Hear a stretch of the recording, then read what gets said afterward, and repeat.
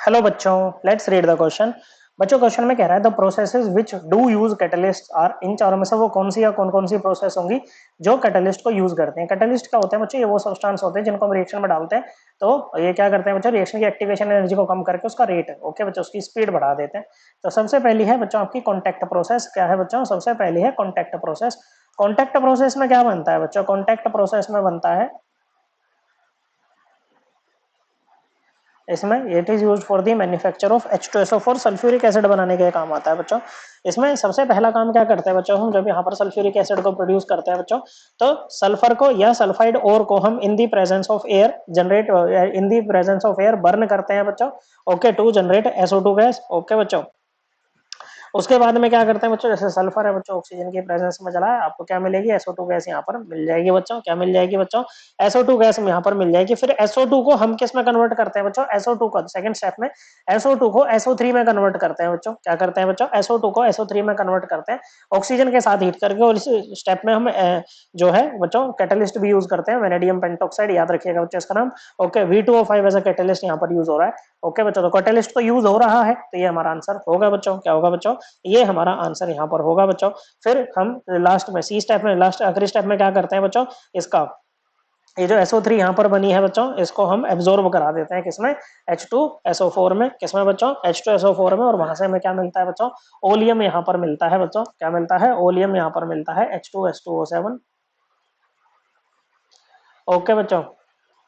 फिर जब हम ओलियम का डाइल्यूशन करते हैं विद वाटर, तो ओके, तो हमें H2SO4 मिल जाता है ऑफ डिजायर्ड कंसेंट्रेशन। तो यहाँ पर क्या है बच्चों? आपने कॉन्टैक्ट प्रोसेस में कैटलिस्ट यूज किया है V2O5, तो ये आपका आंसर होगा बच्चों।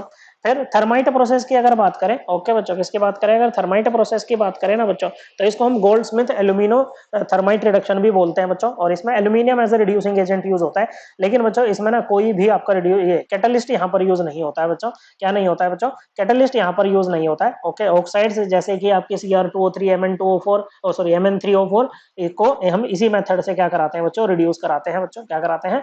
रिड्यूस यहाँ पर कराते हैं बच्चों। जैसे आप एग्जांपल लो Cr2O3 का, इसको एल्यूमिनियम से रिएक्ट कराएंगे बच्चों, हाई टेम्परेचर पे रिएक्शन होती है बच्चों, और आपको क्या मिलेगा? क्रोमियम मिल जाएगा, साथ में Al2O3 यहाँ पर मिलेगी बच्चों। इसमें कैटलिस्ट नहीं लगता है, तो ये हमारा आंसर नहीं होगा बच्चों।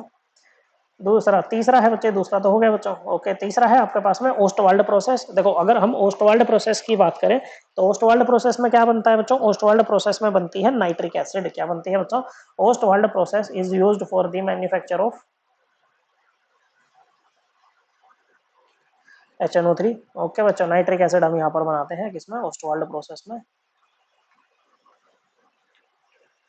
ओके बच्चों। क्या होता है इसमें ओस्टवाल्ड प्रोसेस में? ओस्टवाल्ड प्रोसेस में हम सबसे पहले क्या करते हैं बच्चों? जो अमोनिया है, ओके बच्चों, this process is based on the catalytic oxidation of ammonia, okay. Catalytic oxidation मतलब कैटालिस्ट आएगा ही बच्चों, catalytic oxidation of ammonia bye atmosphere. तो इसमें क्या होगा आपके पास में? अमोनिया होगा, अमोनिया गैस, साथ में क्या होगा बच्चों? आपके पास में ऑक्सीजन गैस होगी ऑक्सीडेशन के लिए। और यहाँ पर जो कैटालिस्ट यूज होता है वो प्लेटिनम का या रोडियम का गोज कैटालिस्ट हम यूज करते हैं,